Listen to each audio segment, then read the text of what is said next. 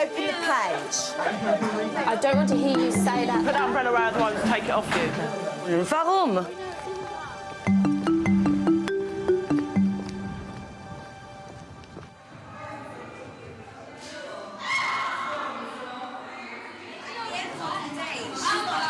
John Bayley is working with English teacher Sophie Halaka. Sophie is going to peer observe design and technology teacher Sheila Vekria with John in attendance. There's 5 groups and then you've got a starter to do. Sheila's teaching graphics to a mixed ability Year 9 class. Right. What you're going to do today is we're going to learn and understand about sequences and processes. They enjoy their hands-on lessons, but she's worried that they find the theory boring. You've got to put that in the correct order, OK? But is there really such a divide between the teaching of theory and practice? John wants to see if the perspective of an outstanding English teacher can throw up some new ideas. Also, you're going to produce some flowcharts. Does anyone know what a flowchart is? What does a flowchart show? Yep. The order of something. Well done. I was just wondering, with the flowchart idea, it was kind of introduced to them as something new. I did ask if anyone had ever done a flowchart, and hardly anyone put their hand up. Yeah. So I had to do the lesson as if, you know, they'd never done it before. A diamond shape is what you call a decision. Anyone know what a decision is? It's like a choice you have to make. A choice that you have to make, OK? Everybody has choices. If you don't make a choice, then there's no right or wrong, or you can't move forward. Because I was wondering if whether there's a way that you could tease out, even if they weren't sure that they've explored that concept of flowcharts before, if you could have explored the word flowchart, so to break it down into flow and chart and get them thinking about what those two, and they would have, they mean, it might have just created a little bit more discussion around them sort of hypothesising what a flowchart might be, and then maybe it might have triggered a few dormant memories about them having doing something similar previously. This should help you to do your own flowcharts, OK? So it's a flowchart for a vacuum former. You've got to put these in the correct sequence. If you can think back to when we learnt about the vacuum former and the process of how you might use it. Because you put the mould in the vacuum form. It is the first one. This one first, yeah? Good, excellent. Picture it correct. And then this one is second. That's this one, right? Secure. Miss, we've finished. Your statements are in the wrong order. So if you want to rearrange your statements, OK, a bit? That's right, excellent. Right, you've now got a flow chart. You've got to use that to help you do your flow chart. OK? The only thing that slightly confused me, probably because I'm not a technology expert at all, was whether you wanted them to focus on their understanding of a vacuum former, or whether you were still focusing on how to use the flowchart. Yeah. I think it was just getting them to think of how sequences might work. It could have been anything. It could have been, I could have given them something to a flowchart, you know, process of making a sandwich or something. Yeah. But I thought I'd give them something that we've done already. Maybe I should have. I could have tried something that they may have done in everyday life. Yeah. So I don't know.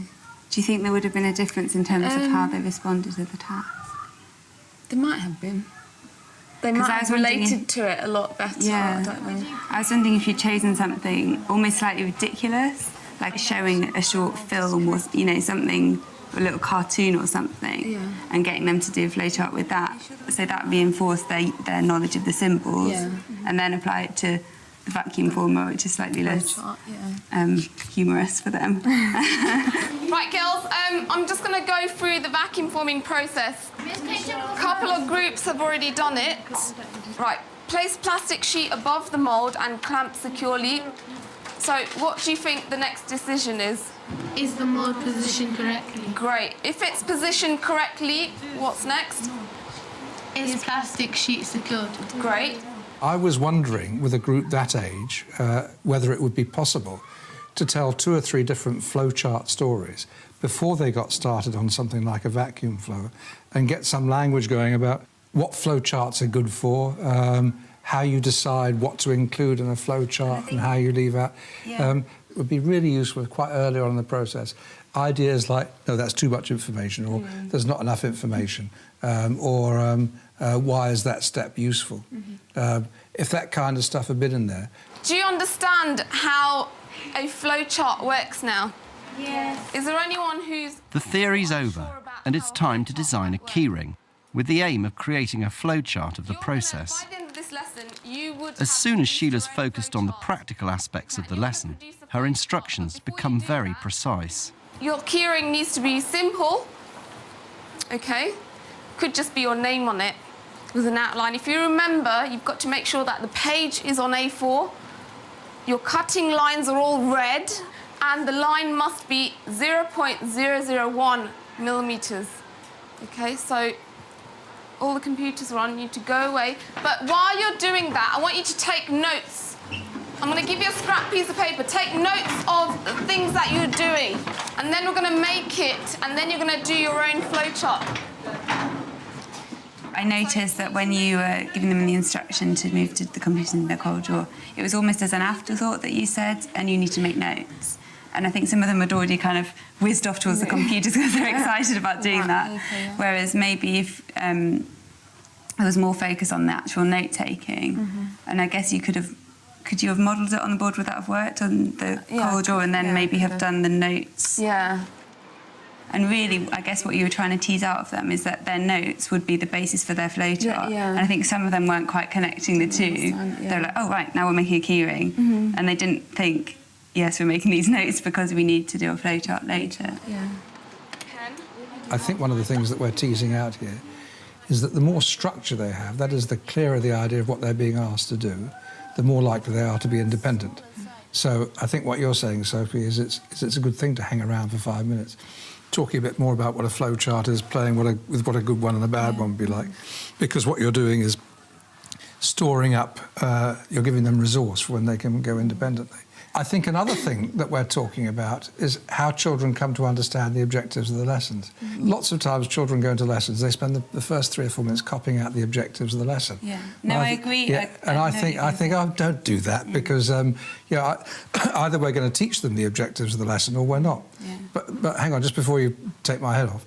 But on the other hand, I'm all for children having a plan of the lesson. That is to say, I know what's going to happen here. I'm learning some skills here. Then a bit later on, that's going to come in handy because I'm going to have to write a flowchart. I like having that kind of journey.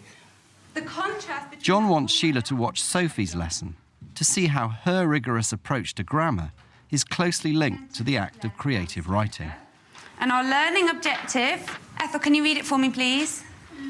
How can varying our sentence length and structures create effect and help the reader understand our ideas? OK, so what we do with our sentences and how we create variety in them, how can that help our reader to understand our ideas? So remember when we talked about whenever we do Shakespeare or when we do look at poetry, we think about what the writer is doing and what effect that has on the reader, OK? And 2 things that we're going to need to think about are tense, as in past, present or future, and making sure we keep that consistent, and our punctuation, OK? So remember the work we did on varying our punctuation, and that's going to help us varying our sentences. Blindly copying down objectives, I think, is completely pointless. But I think if that's giving them a little bit of time to think, and that's instigating some discussion, and that's maybe linking in your keywords and seeing why are those words key today, and having that discussion about how they link into the objective. I think then to have it written down, I think quite often makes them feel that it's important. What technique has been used there? The full stop at the beginning, it makes it go. If it makes you just say trapped and then stop, which affects like the whole sentence, because it makes you like know that this like he really feels that he's trapped. Super. Well done. Juhi, what were you going to add to that? It makes you more interested to find out why he's trapped and what he's done to be trapped. Yeah, or where he's trapped, exactly. So that one-word sentence is such an easy technique for you to use, and yet it can be so effective and create a certain tone for the reader to pick up on, can't it? It allows you to build in more sophisticated language and terminology that maybe you wouldn't if you just kind of touched on it and then left it. Whereas if you get them to write it down and think about it and discuss it, then you're allowing them the time to let that sink in. It also uses sarcasm, which has like a good effect on it, like it makes it more interesting. It does sound sarcastic, doesn't it? Because it's like that contrast between the excitement and the disappointment, and then that great, really sarcastic, isn't it? That one word, great. Is it making them feel comfortable about a topic before you actually go into it?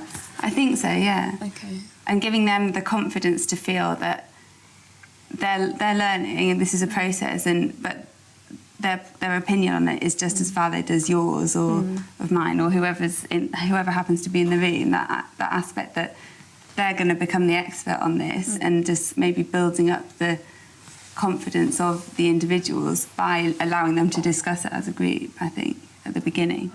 While Sheila chooses to put her class into mixed ability groups, Sophie puts students on a similar level together. How could writers make the reader think about two things at the same time? By like putting those colons and then like putting a different sentence in one. I played around with it quite a lot, and I found that by doing that, it builds their confidence because they're talking to other people who are at a similar level, and when they're kind of thrashing out these new ideas and words and sort of getting to grips with using more sophisticated language, they're more confident to do it when they're with people of their similar ability. Yeah. Wait, that goes before that, yeah?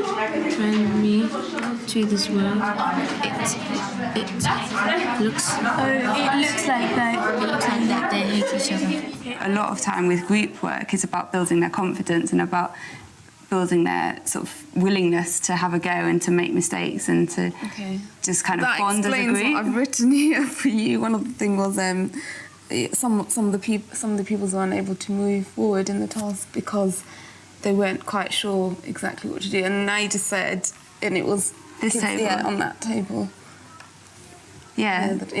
But for me, it's quite helpful because I know that. Yeah. So in a way, you could pay more attention to that table. Rather than all over the place. Is that one of that's such a good point. Is that one of the underlying models we're talking about? That when you've got a room laid out like this, you give them a task to be getting on with, make sure everybody understands what the task is, and then the minute they're on task, you're over there like a sheepdog, and then you're sort of working your way back up. There's a pack of geniuses over here, exactly. and you'll get to them after about 10 minutes. So do you remember when we add a subordinate clause to a simple sentence, it makes it complex? So it's adding extra information. They've actually made loads of progress this year, this group. At the beginning of the year, they wouldn't speak. And they were just really lacking in confidence. And just gradually, by working together, they're often the ones who contribute the most. So that could be a target. You could say, have a go at using a one-word sentence for impact.